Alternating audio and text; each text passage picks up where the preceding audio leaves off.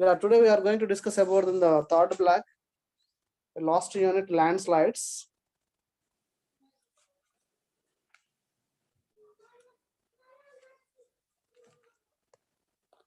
So it is also one of the important natural hazard, landslides. So generally, the term landslides, it is going to refers to the elevated regions or peak mountain regions due to the gravitational forces, which is going to fall down or fell down to the earth surface, which are called landslides. And due to this natural hazard, there are several property laws and life laws will also be takes place. So in order to control these landslides, whatever the regions which are having such type of highly hilly regions or elevated regions, we are going to take some precautions, and much instead of taking much property losses and higher or high scale or large scale level of property loss. So how there are several types of landslides also there. Let me share some screen.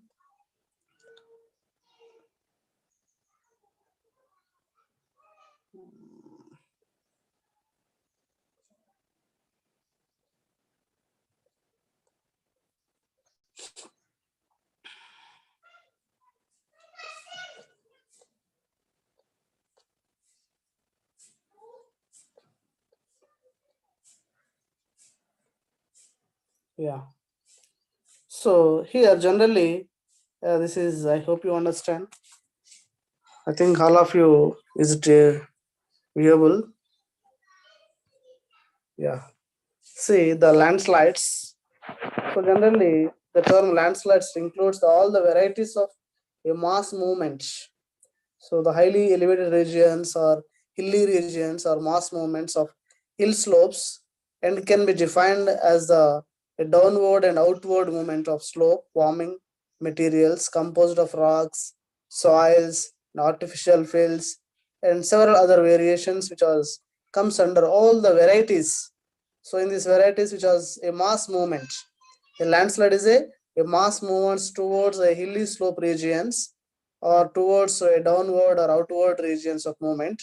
So in this a mass movement, the materials which are composed of a rock pieces or rocks or soils and artificial fields.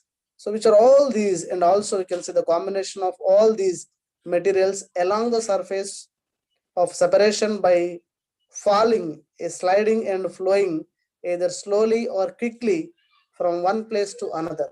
So as we know, mostly landslides and కొండ చర్యలు in Telugu we can say కొండ చర్యలు విరిగిపడడం అంటుంటాం మనం.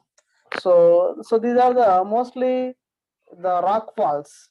So where the high elevated regions or hilly regions, where the peak region positions due to the gravitational forces, so those parts which are going to break down and which are going to take place fall down or a downward movement and towards the hill slope areas to the earth surface.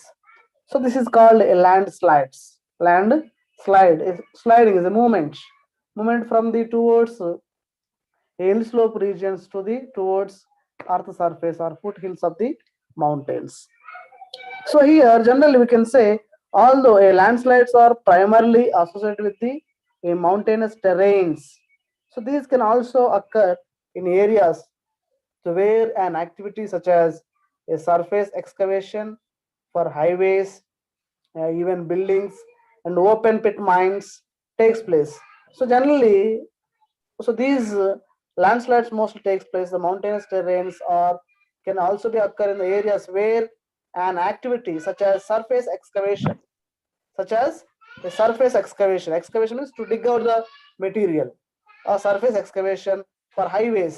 Mostly, as we know, is there any terrain regions or mountain regions across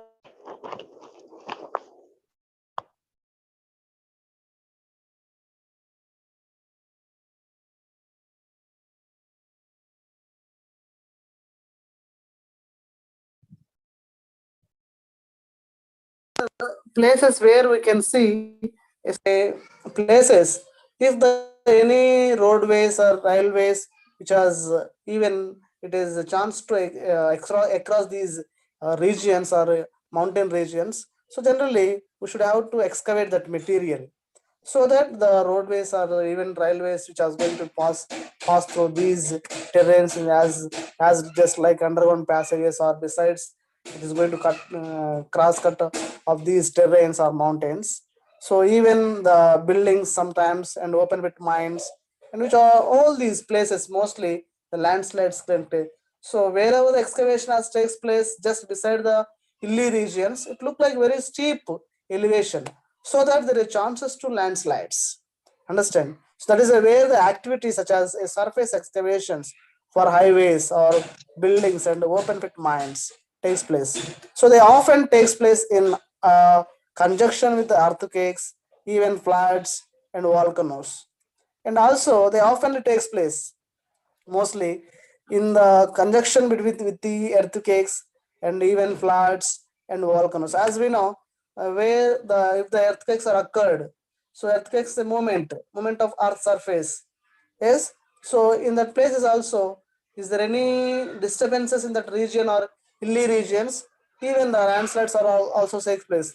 That is why what you can say where the places even these landslides also will associate with the earthquakes, even floods and also volcanoes.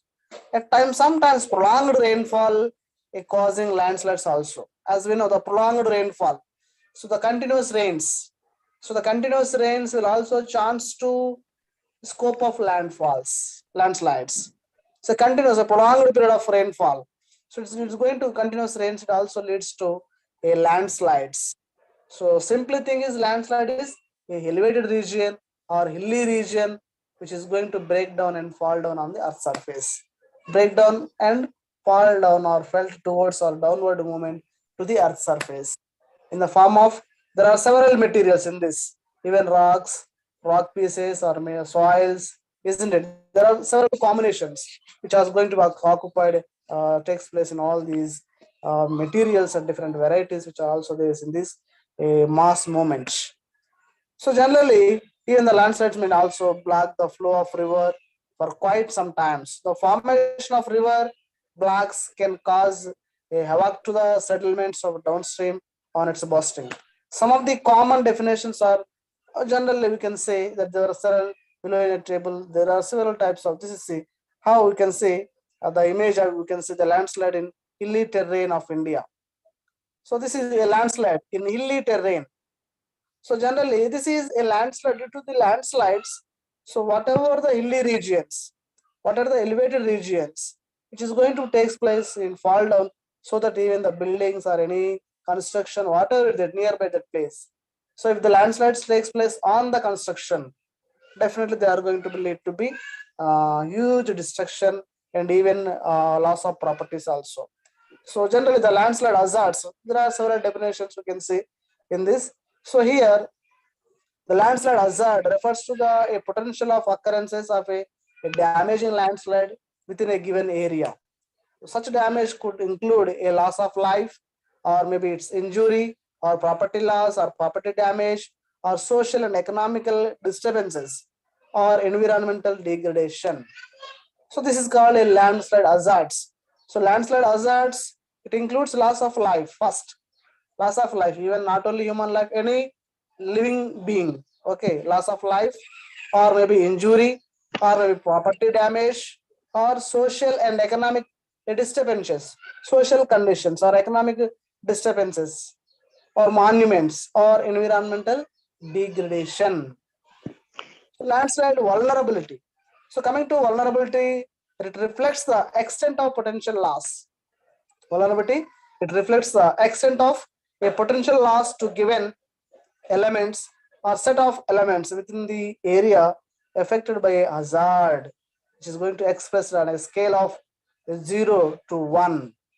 That is vulnerability is shaped by a physical, social, economic and environmental conditions. Whatever the effect, we are taking the parameters such as a physical damage or social or economic or environmental conditions, how long it is going to be affect. And landslide risk also, it refers to the probability of harmful consequences, the expected number of lives. So landslide risk, how much of risk has been takes place, how much of risk was there by this action, by this event, isn't it? Like that, lives lost, person injured, extent of damage to property or ecological systems, or disturbance of economic activities within a landslide prone areas. Landslide, a prone area. As we know, the prone areas is the prone area, dangerous situations. A prone area, mostly we can call it as it's a place where it has a dangerous zone, a landslide prone area. The risk may be individual or societal in scope, resulting from an interaction between the hazard and individual and societal vulnerabilities. So, landslide risk evaluation. How do you go? How do you evaluate the landslide evaluation or a landslide risk evaluation? How do you evaluation? So, it is application of analysis and judgments, social, physical, and economic dimensions of landslide vulnerability to determine the risk management alternatives, which may include a determination of that the landslide risk is acceptable or tolerable. So risk evaluation, how much risk has been takes place during this place. So here, generally there are various effects we can be able to see. Now let us see cause of landslides. So what are the major causes to occur the landslides? What causes? This is also very, very important. Causes of lands. Write about the causes of landslides. Mostly asking the questions. So there are several causes of landslides. Some of the important causes are geological weak material. There are the erosion, intense rainfall, human excavation. So here there are several causes which are going to be seen in various manners, and earthquake shaking and volcanic eruptions. So here there are majorly 6 types of causes are there. First one is a geological weak material. How landslides are occurred? What are the major causes to occur the landslides? So first one, geological weak material. So weakness in the composition and structure of a rock or soil may also cause landslides. Do you know one thing? So any material, its toughness or hardness is depends upon their composition. Yes, any material. If you take any material, that material hardness or compactivity, it is depends upon the composition. అవునా కదా?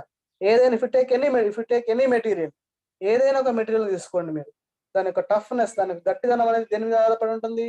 It's depends upon the composition, how it is made up of, what material is inherent in that composition. Yes, isn't it?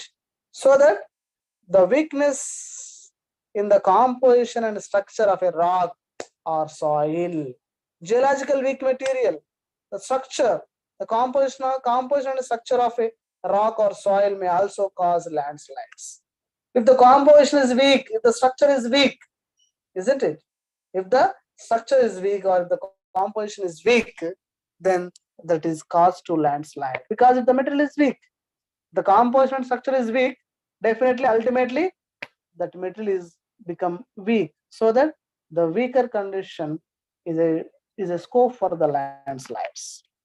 And coming to erosion, erosion of a slope, erosion of slope due to cutting down of vegetation. Construction of roads might increase the vulnerability of the terrain to slide down. As we know, the erosion, yes, as we know, this is very much powerful action, erosion. So even the huge trees, the big trees, if the erosion as takes place much at the place of roads, even the tree will going to be break down. So erosion of slope depends upon the erosion and depends upon the slope. how much amount of material has been eroded, isn't it? How much material has been going to be eroding because of depends upon the slope. The high slope makes high erosion. So the erosion of a slope is due to cutting down of vegetation. So generally, if the when the erosion takes place, then vegetation, cutting down of vegetation, and construction of roads might increase the vulnerability. Generally, just along the mountain or along the hilly regions or elevated regions, okay, hills, along the hills, పెద్ద పెద్ద కొండల పైన కానీ కొండల చుట్టూ కానీ లేదంటే గుట్టల దగ్గర నుంచి కానీ when the roadways are passes, ఇప్పుడు దగ్గర నుంచి రోడ్లు వేయాల్సినప్పుడు ఏం చేస్తాం మనం? Generally we excavate that material. దాంతో ఏం చేస్తాం? తవ్వేస్తాం అన్నా కదా. So when we are excavate that material just beside the mountain, it look like very high. మొత్తం మన మౌంటైన్ పక్కన సరౌండింగ్ నుంచి మౌంటైన్ దగ్గర నుంచి బాగా త్రవ్వి అక్కడ నుంచి రోడ్డు మార్గం వేసినప్పుడు ఏమైతుంది? పక్కన చూస్తే పక్కన ఉన్న మౌంటైన్ అంతా కూడా చాలా హిల్లీ రీజియన్ అంతా కూడా ఏమైతే హిల్స్ అంతా కూడా చాలా ఎత్తులో కనబడతా ఉంటాయి. దానివల్ల ఏమైతే ఇట్స్ హ్యూజ్ స్లోప్ పెరుగుతుంది ఆటోమేటిక్గా. It extends the slope area so that it is also a great vulnerability to cause the landslides. And third one, intense rainfall. Intense rainfall. As you know, the storms that produce intense rainfall for periods as short as several hours or have a more moderate intensity lasting several days. So this is a triggered abundant landslides. Heavy melting of snow in the hilly terrains also results in landslides. As we know, the intense rainfall. So intense rainfall means heavy rains. As we know, the heavy rains, even storms that produce the intense rainfalls for periods as mostly the storms, mostly it has been to generally we can call it as tufans, isn't it? Even the storms which are intense rainfall, which generates the intense rainfall for periods as short as several hours or even some days also. So it is a triggered abundant landslides and heavy melting of snow. Heavy melting of snow in the hilly terrains. Baga mostly the hills low, what you can call it as heavy melting of snow, mostly in the Jammu and Kashmir regions. They're mostly in the Himalayas. So the heavy melting of snow, baga manchanta baga karigi, tons of it becomes water, so that it also leads to landslide because of heavy weight on the elevated regions. Even the snow, heavy melting of snow is also one of the major cause to landslides. The intense rainfalls, heavy rains, heavy melting of snow, these are all the several factors which are going to cause to landslides. Then coming to human excavation. This is a human being interventions. The human excavation. Excavation means to take out the material, to dig out the material from the surface. So of a slope and its toe, loading of slope to or drawdown in reservoir, mining, deforestation, irrigation, and vibration or blasting and water leakage from services. So these are the activities which are done by the human beings. So human being involvement. So mostly the slope, making of slopes and drawdown in reservoir. So mostly mining activities. So mining is a process of extraction of material from the subsurface and surface, isn't it? So mining is also one of the important activity to the development, as well as some other disadvantages also due to the mining activities. So due to the mining activities, the land surface becomes loose, becomes weak. The land becomes weak due to the excavation of material from the surface and subsurface. And deforestation, cutting of trees, deforestation, due to deforestation, and also lead to heavy erosion. As I already told, that erosion is one of the important major factor to cause landslides. And irrigation, as we know, the irrigation. So the cultivation of land is also one of the important aspect of irrigation. and vibration, blast, mostly blasting. So even the hilly region areas are using the blastings for getting stones, isn't it? And water leakage from services, even some water leakages. So these are the major human activities which are lead to cause the landslides. Then the fifth one, earthquake shaking. Earthquake shaking is also one of the, it is also a triggered landslides in many different topographic and geological settings. So rock falls, soil slides, and rock slides from from steep slopes involving relatively a thin or shallow, a disaggregated soils or rock, which are both have been the most abundant types of landslides. So earthquake shaking, due to earthquake shaking, it is also one of the important aspects to trigger to cause the landslides. So most of the rock slides from steep slopes, heavy slopes, sharp slopes, and also it is involving relatively thin or shallow disaggregated soils or rock or both have seen been the most abundant types to cause the landslides. The last one, volcanic eruptions. Volcanic eruptions. So deposition of loose volcanic ash on hillsides commonly is followed by accelerated erosion and frequent mud or debris flow triggered by intense rainfall.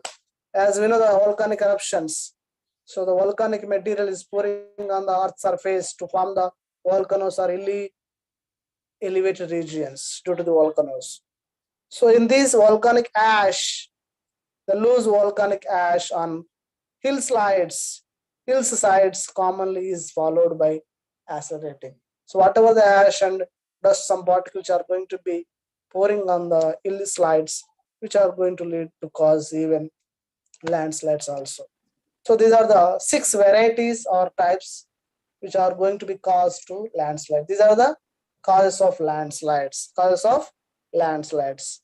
Then types of landslides. Types of landslides. How many types of landslides are there?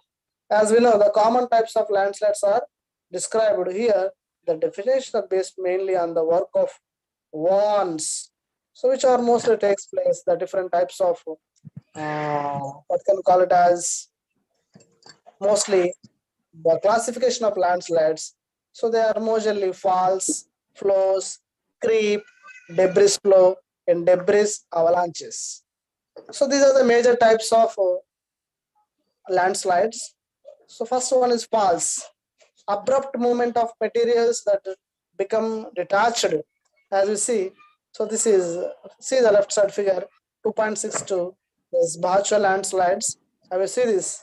So the huge terrain, just hillsides. There are some houses are constructed just beside the mountain region or hilly region.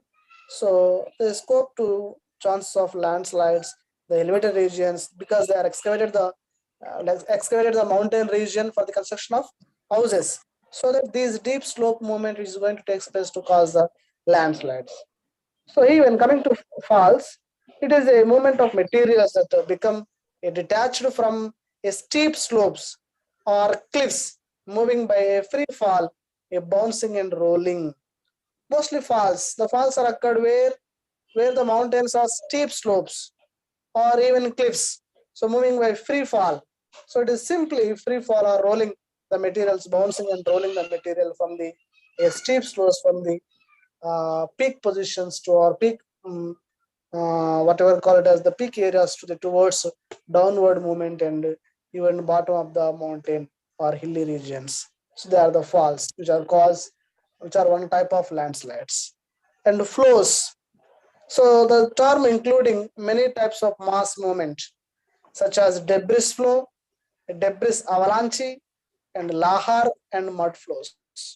So in this, so it is a liquidous movement. Flows, it becomes a liquidous movement. So debris means mixed with the soil, rock types or rock pieces, even gravels, a debris flow, that is from some hill slopes towards downward movements, that is flows, debris and avalanches and lahar and mud flows, etc. Then coming to creep. So this is a slow, steady, a downslope movement. It is a slow, steady, and downslope movement of soil or rock, often indicated by a curved tree trunks. So it is going to be retaining walls, tilted poles of fences. So this is crops. In this material, mostly the rock and soil, even combination of these two, and even tree trunks also, which has a combination of these materials, so which are called a creep landslides. And debris flow. So it is a rapid mass movement in which loose soils and rocks and organic matter combine with the entrained ore and water to form a slurry that then flows down slope, usually associated with the steep gullies. Steep gullies, gullies nothing but channels, river channels. So this is a debris flows, mostly it's a combination of a loose soil, rocks, and organic matter also. Then a debris avalanches. Debris avalanches. So this is a variety of very rapid to extremely rapid debris flows. So these are the different types of materials what we have seen. Falls, debris flow, the creeps.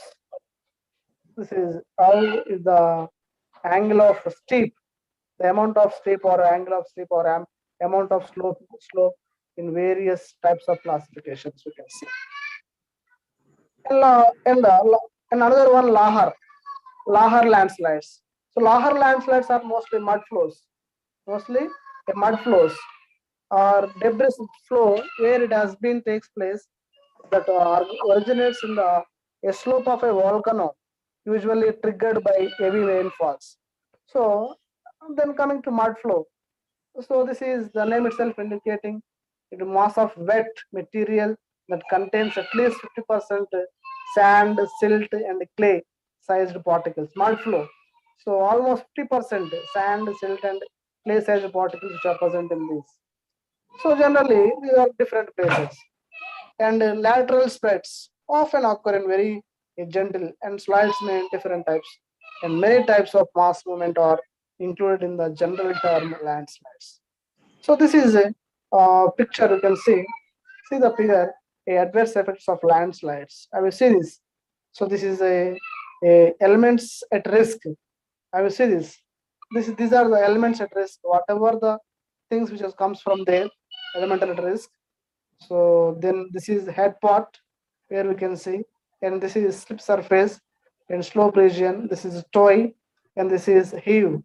So this is a way of the material which is going to be a mass movement towards a downward stream or downward movement we can see. So these are the different varieties where we can see very clearly. And coming to adverse effects. So here, what are the adverse effects due to the landslides? So as we know, the common elements at risk are the settlements built on the steep slopes, built at the toe, and those built at the mouth of the streams emerging from the mountain valleys. As we know, if you are constructed at a steep slopes, if you are constructed buildings or any other constructions or buildings or any institution, whatever it may be, any construction, it is steep slopes. If you are constructed, if you are built at the place of toy, means almost slope region areas, and those built at mouth of streams emerging from the mountain valleys. So all these buildings constructed without a appropriate foundation for a given landslides, most we can say soil and slopy areas are also at risk. So roads and communications lines are mostly vulnerable. The roads and communication lines, so whatever the connection lines or communication lines are going to be vulnerable and get stationed. So all these different various methods you can see there are several. This is a map of showing the spots are showing the major landslides in India. So this is the Indian map. So where the landslides have takes place. This is the index. So this color is not clear, I think. So these are these spots. So this is the color index. This is the color index: light maroon, light yellow, white, green. white, light blue, and dark blue. These are their intense levels of the mostly you can see the landslides where it has been takes place. So this is some of the major landslides in the last 1 decades. So these are the some of the major landslides in the last decades. It is from 1992 up to 1993. It has been takes place almost 2003. So it is about 10 years tenure. So mostly you can see the areas Nilgiris, Assam, Nilgiris, Itanagar, yes, Kalampag, West Bengal, Kohima, Nagaland, and Nilgiris, and as well as Kashmir, Varunda Ghat, Konkan Coast, Aizawl, Mizoram, Kulu, Himachal Pradesh, Ukimat, and Malpa, Kali River, and Uttarkashi. So these are the, I will see all these regions are the elevated regions or hilly regions. So mostly the landslides takes place in the hilly regions. So it is what the damage and how much of people are got affected, and these are the different various places. You can see. I will post the material in the group. You can see very clearly. Then the possible risk reduction measures. So hazard mapping. How we are going to take the mitigations or measures for the hazard risk? So how do you evaluate the hazard mapping or hazard measures? So generally the mapping locates areas prone to slope failures. So first of all, we should have to find out. So what are the regions which are having a prone zones or landslide prone areas and slope failures where much chances to take place.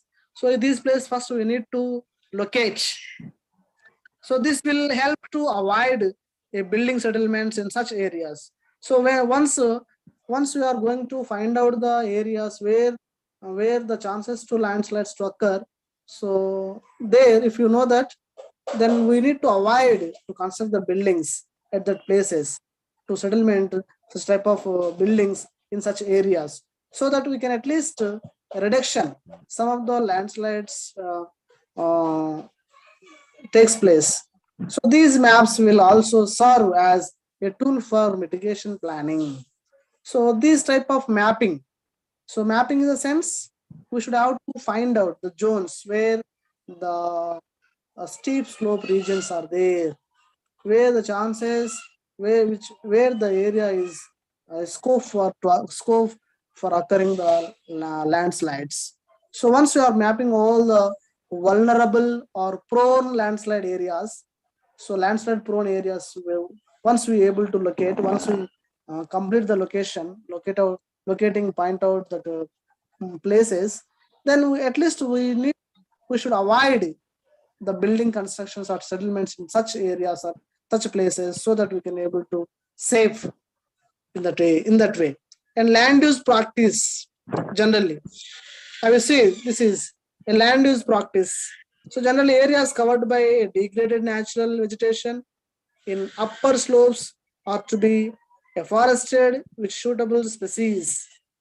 Any developmental activities initiated in the areas should be taken up only after detailed study of the region has been carried out. Any construction of roads, irrigation, canals, etc., a proper care is to be taken to avoid a blockage of a natural drainage. A total awareness of settlement in the risk zone should be made mandatory. Relocate the settlements and infrastructures that fall in the possible path of the landslide. So these are the mitigations. These are the things we need to things we need to understand. We need to overcome from these, and then only we can able to take place in retaining walls and can be built to stop lands from slipping, as well as these are the constructed to prevent a similar sized and secondary landslides that often occur along the toe portion of the larger landslides. I will see this. This is a road constructed just beside the hilly region. So in this places, I will see this figure. So here, this is a roadway. It's constructed just beside. Are you able to see the picture, all of you?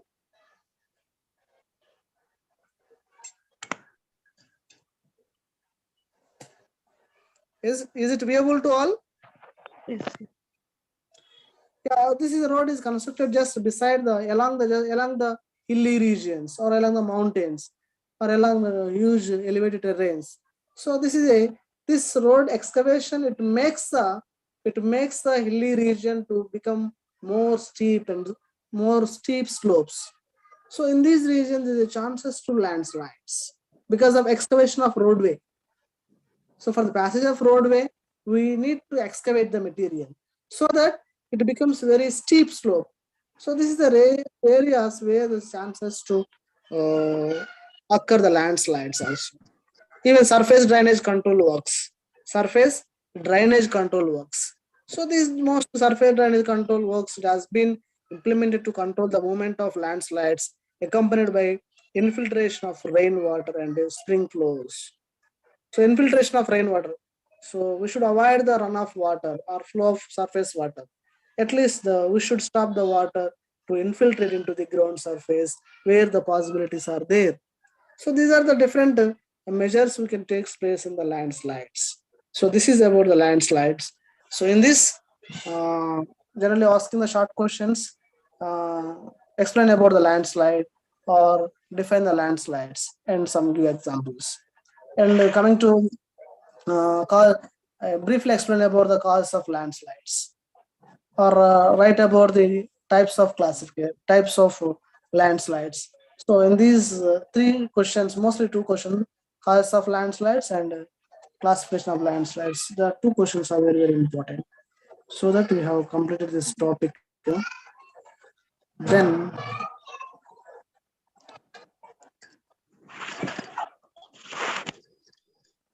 we will see.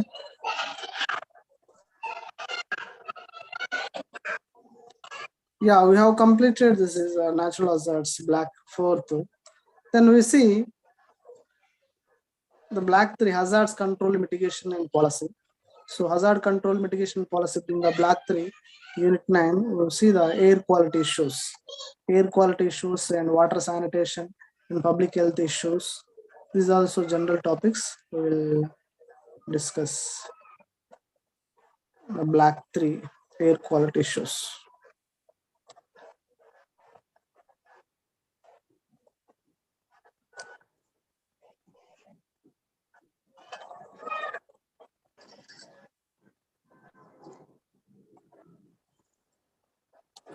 Yeah, see the air quality issues in the black three.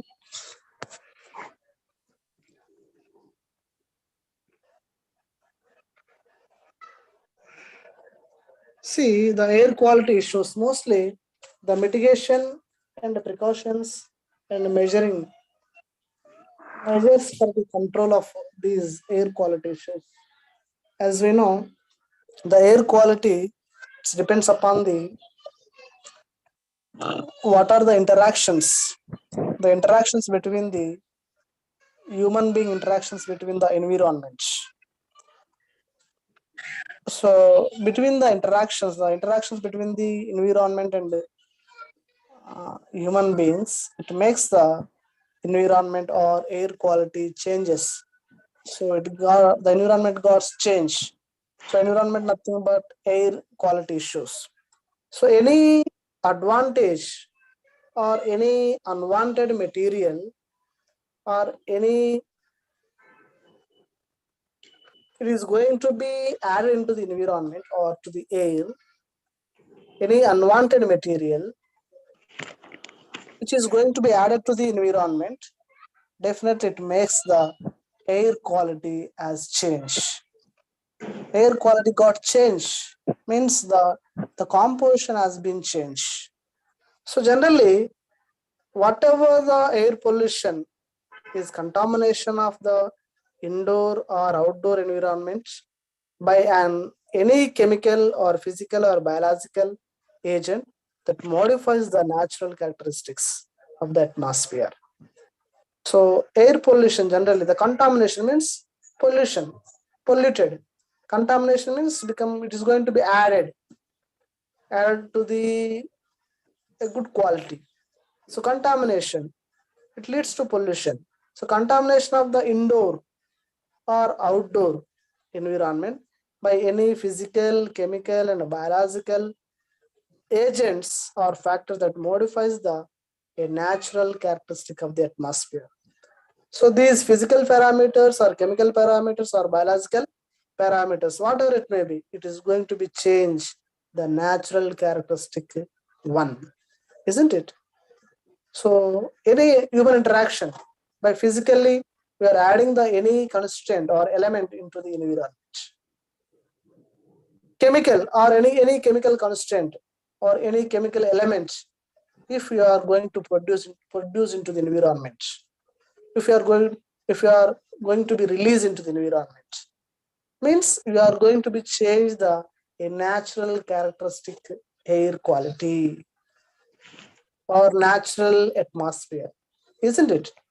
If you are going to release, if you are going to produce, if you are going to add any element or material or substance to the environment, it means you are going to be change the natural characteristic atmosphere, isn't it?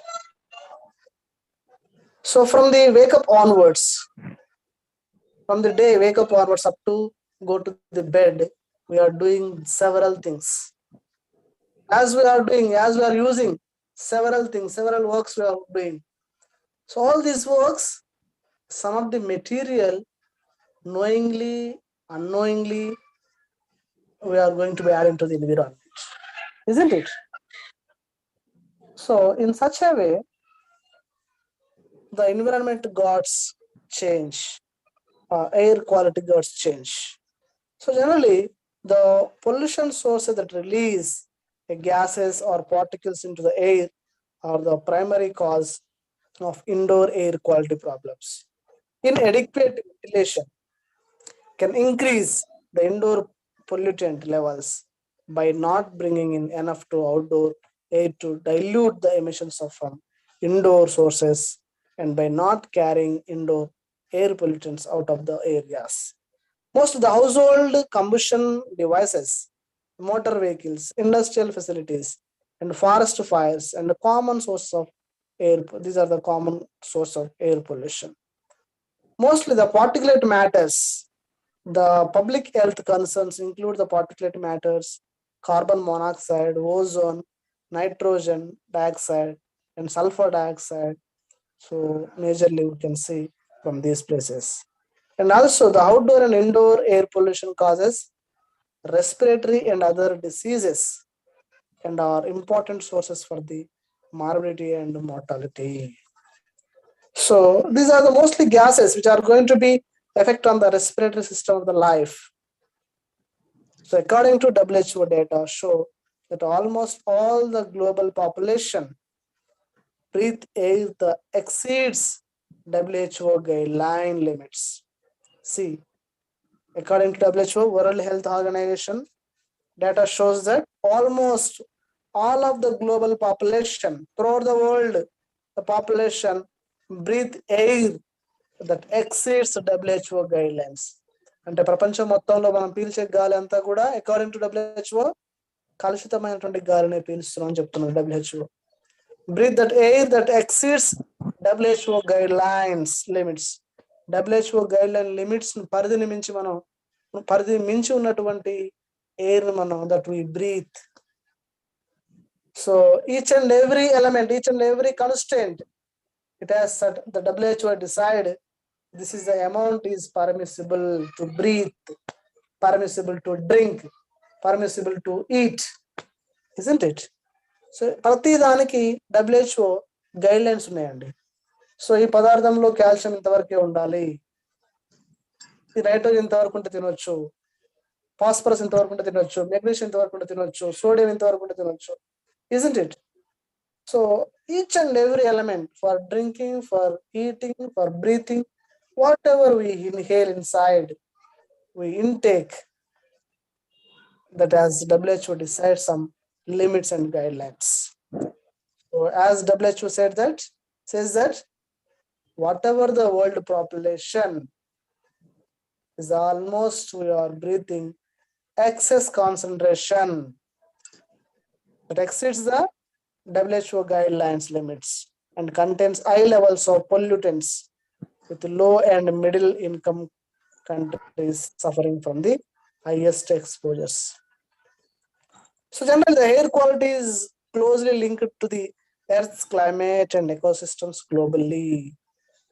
So diverse of air pollution, mostly we can say also source of a greenhouse gas emissions, and mostly the policies to reduce air pollution. Therefore, after a win and win strategy of both climate.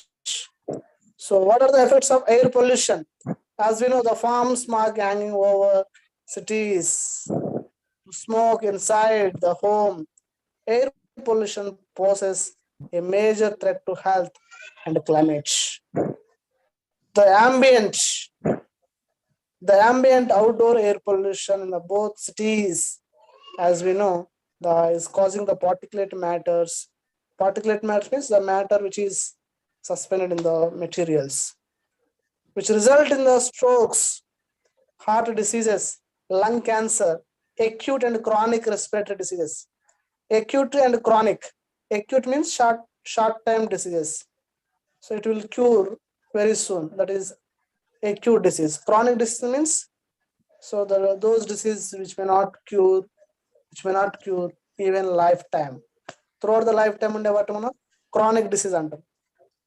So these are the for example acute diseases, common cold, typhoid, malaria, fever. So these are the acute diseases. Chronic disease means mostly heart problems, liver problems, mostly the AIDS, cancer. So these are the chronic diseases, isn't it? So which are called by respiratory diseases. Additionally, around there are the dangerous levels of household air pollution. While using pollution, open fires or simple stoves just being cooking fueled by kerosene, biomass, wood, and animal dung, and crop waste and low coal. So all these activities which are going to take place in the various levels. So the combined effects of ambient air pollution and household air pollution. Ambient and ambient means outdoor. Ambient and or indoor and outdoor, or ambient and workplace. So the ambient air pollution and household air pollution is associated with the 7 million premature deaths annually. So 7 million premature deaths annually. Premature deaths annually. It is very, very dangerous activities. So mostly since the respiratory and heart problems, the effects of air pollution are alarming. Child health problems. Air pollution is detrimental to your health even before you take your first breath. It also causes global warming, acid rains, eutrophication, effect on wildlife, depletion of the ozone layer. So these are the several things which are going to be caused due to the air pollution. So there are several sources of pollution or multiple, and context of specific. The major outdoor pollution sources include a residential energy for cooking and heating, vehicles, power generation, agriculture waste, incineration, and industry policies and investments that support the sustainable land use. A cleaner household energies, which is going to take place. So these are the major air quality issues. So air quality issues and their effects. Then coming to see the sanitation. As we know, the sanitation is also one of the another unit. This is also in the same like sanitation. So sanitation, as we know, it is refers to the public health conditions related to clean drinking water and treatment and disposal of human excreta. Treatment of a clean drinking water and treatment and disposal of human excreta and sewage, preventing human contact with the feces is part of sanitation. So as is hand washing with soap Sanitation systems aim to protect a human health by providing a clean environment that will stop the transmission of disease. Mostly the sanitation aims that sanitation system aim to protect the human health, the good human health, by providing a clean environment that will stop the transmission of disease. So as we know, there are several diseases which are going to be transmitted from infected persons to healthy person. Infected persons to healthy person. This type of disease we can call it as a transmission disease or communicable disease. You can also call it as communicable diseases by physical contact, by speaking each other's, such type of diseases which can be spread, especially through the fecal oral route. For, for example, diarrhea, a main cause of malnutrition and stunt growth in children, can be reduced through adequate sanitation. So there are many other diseases which are easily transmitted in communities that have low levels of sanitation, such as ascariasis, a type of intestinal worm infection, or helminthiasis, cholera, hepatitis, polio, cyanosis, and trachoma, to name just a few of the diseases which has been by transmission diseases. A range of sanitation technologies and approaches exist. Some examples are mostly the community lead total sanitation, which has been container-based sanitations. The sanitation, several sanitation levels are being used to compare the sanitation services levels within countries or across the countries. The sanitation ladder defined by the Joint Monitoring Program in the year 2016 starts at open defecation and moves upward using the terms mostly. The sanitation is a basic needs to provide a clean and transparent and well-being condition. The human right to water and sanitation was recognized. So mostly we can see due to the lack of sanitation, so public health, but also on human dignity and personal safeties. So lack of access to sanitation, lack of access to sanitation has an impact not only on public health, but also on human dignity. So lack of sanitation, absence of sanitation, or we can say that there is no facilities. A lack of sanitation refers to the absence of sanitation.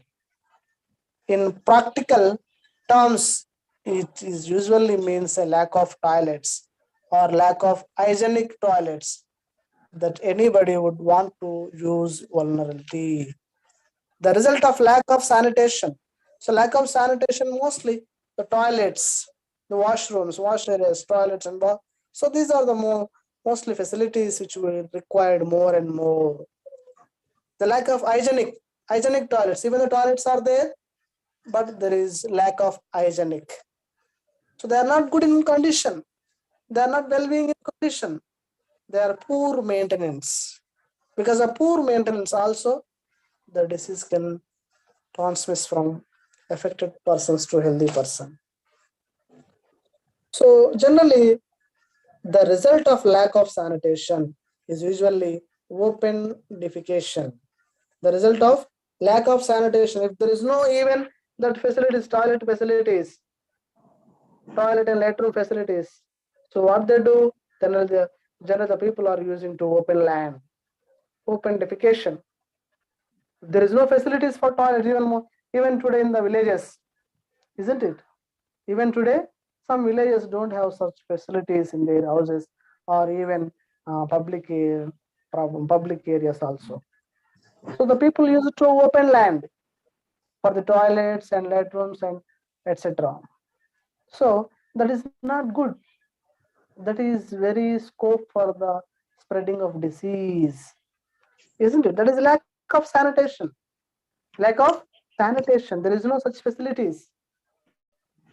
So here the open defecation and open urination, but this is of less concern associated with the serious public health issues.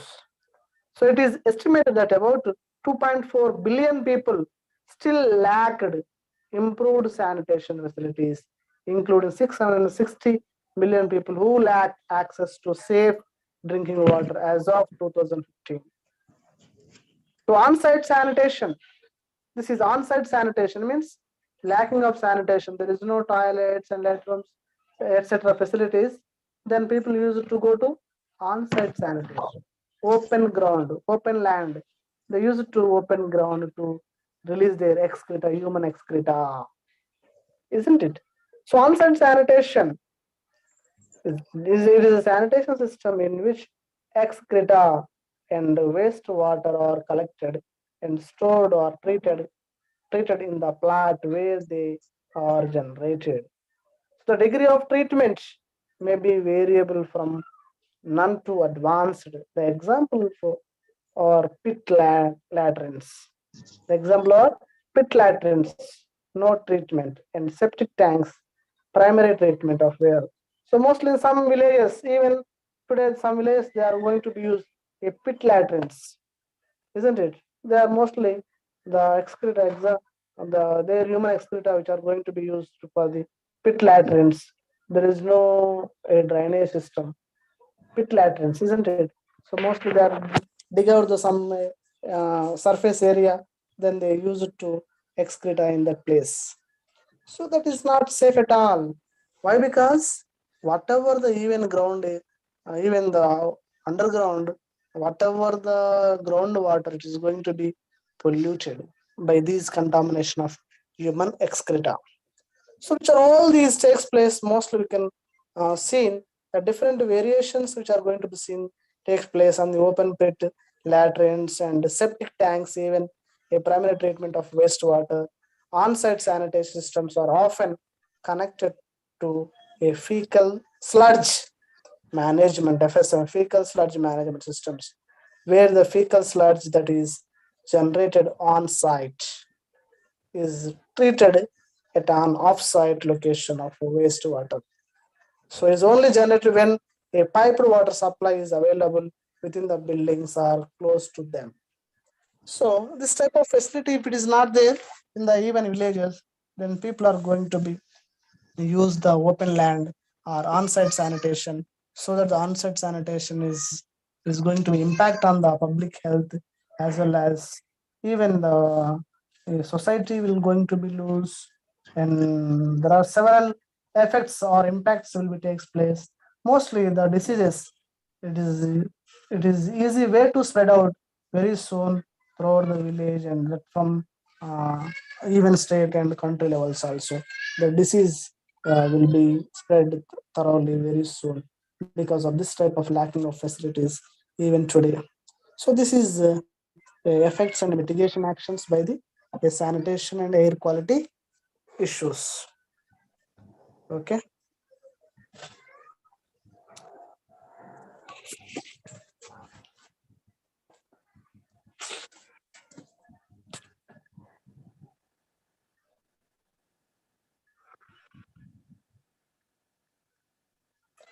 Yeah.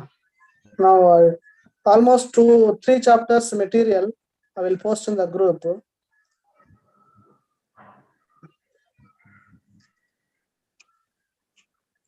Yeah. What you can say, these 3 chapters material I will post in the group so that you can better prepare for examinations. If you have any doubts, you can even ask also. Post a question in the group, I will clarify you. Okay.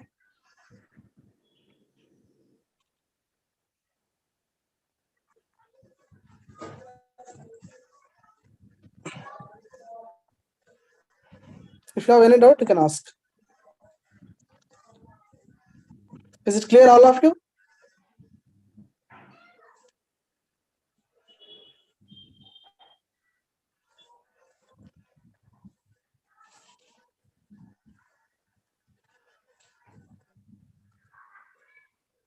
Okay, thank you all.